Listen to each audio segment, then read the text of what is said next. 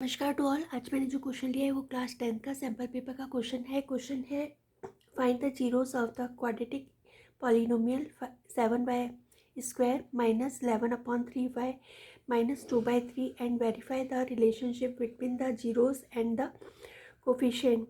इसका ट्रांसलेशन है कि अपने को एक द्विघातीय बहुपद दे रखा है, उसके जीरोस पता करने हैं और उसके शून्यक और उसके गुणांकों के बीच में संबंध को सत्यापित करना है। अब इसका सॉल्यूशन है, अपने को ये पॉलिनोमियल दे रखा है P Y is equal to 7y² minus 11/3y minus 2/3। अब इसके जीरोस पता करने हैं, तो जीरोस पता करने के लिए पी वाई की जो वैल्यू है वो जीरो के बराबर रखनी होगी।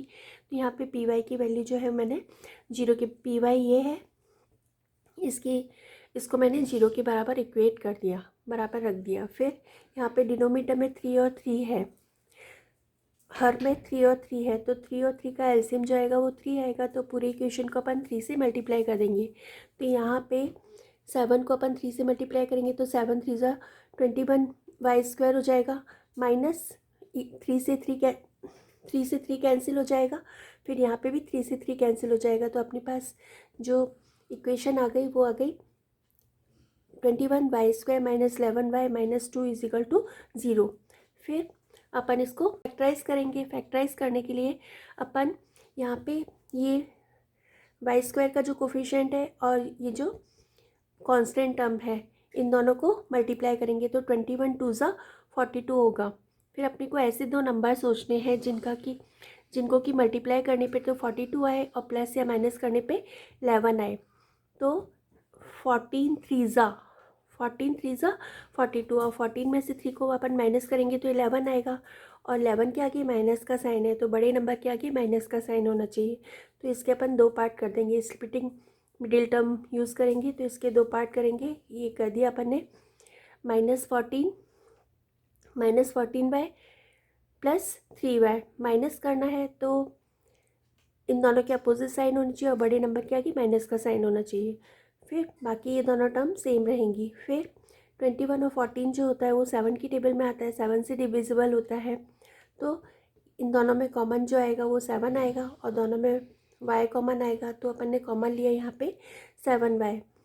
फिर यहाँ पे 21y² को 7y से डिवाइड करेंगे तो 7 3 ज़ा 21, 7 3 ज़ा 21। तो यहाँ पे नंबर आया 3 और y² को y से डिवाइड करेंगे तो ये y हो जाएगा।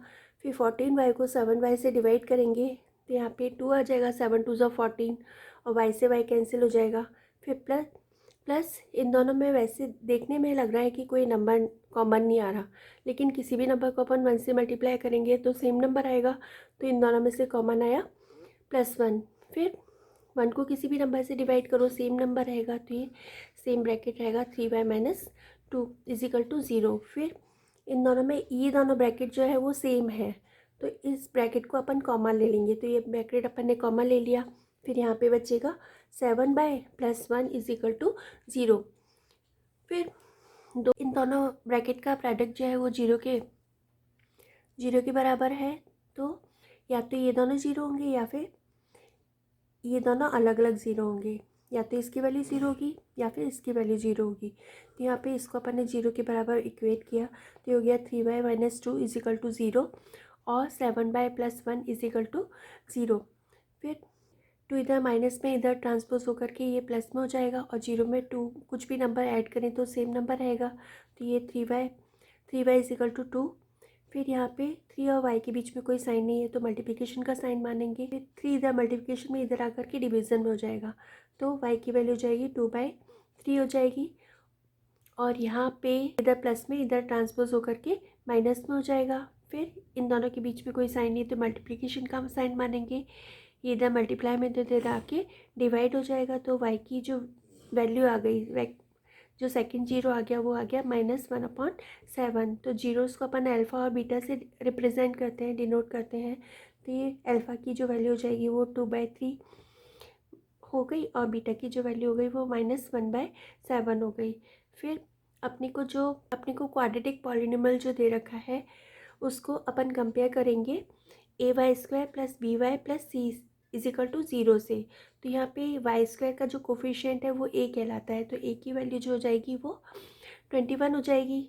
ये कौन सी वाली इक्वेशन ली है जिसमें कि अपन ने 3 से मल्टीप्लाई किया था, तो ए की वैल्यू जो हो जाएगी वो 21 हो जाएगी, और बी की वैल्यू यानी कि वाई का जो कोफिशिएंट होगा वो -11 के बराबर होगा, और जो कांस्टेंट वैल्यू है अचर है वो -2 हो जाएगी।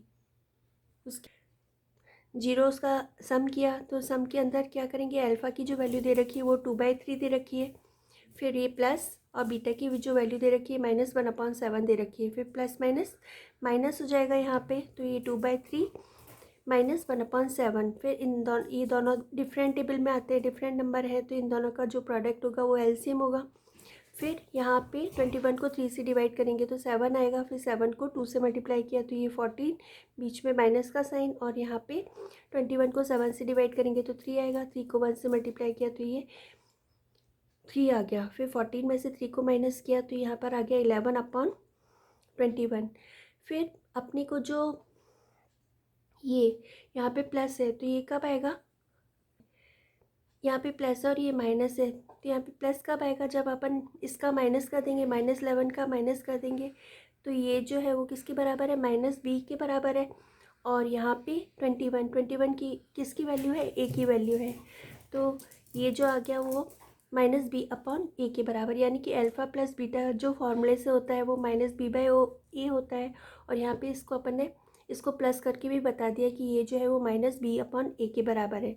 तो ये अपन ने फर्स्ट वेरीफाई कर दिया, रिलेशन सत्यापित करना था ना, वेरीफाइड करना था, तो ये अपन ने वेरीफाइड कर दिया। फिर अपन करेंगे मल्टीप्लिकेशन ऑफ जीरोस, तो ये अल्फ़ा बीटा, अल्फ़ा की जो वैल्यू दे रखी है वो 2/3 दे रखी है, इन दोनों के बीच में कोई साइन नहीं है तो मल्टीप्लाई का साइन मानेंगे।